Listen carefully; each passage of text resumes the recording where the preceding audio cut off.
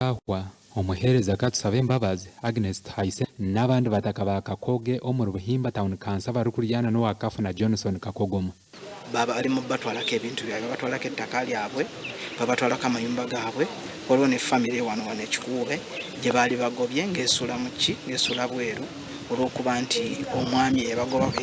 yabagobamu nti yali abawoze ssente ate n'abeefuulira n'abagamba mbu yabaguza oluvannyuma lw'okukola ki lw'okuba sayiningisa endagaano gye tuyita ntunze oli namuhe miliyoni emu namugamba nguze ekyombe ku kyalo kandi kiguze miliyoni 15 abo kuba labeere na bwetaavu bw'amaanyi bambi nasayininga atunzire kandi atatunzire so abantu bano bakeetera enduulu abakyala abafaakati abakyala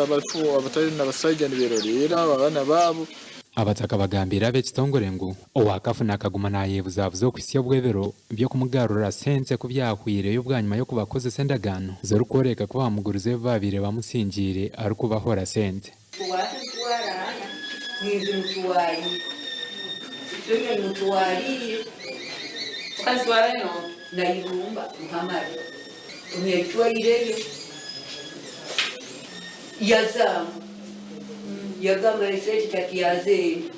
tetusuubira institution oba company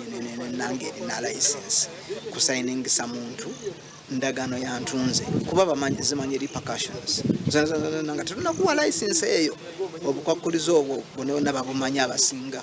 ate muno mu Kikuube ekirungi tubadde tuyitamu tulabye mulimu manelendas abalina na license mwe bali bangi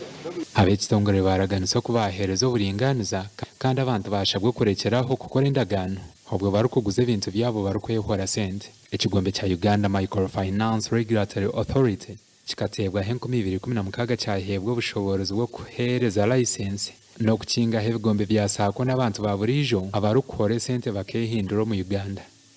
gasha kwa Ambrose Nwagaba Katoto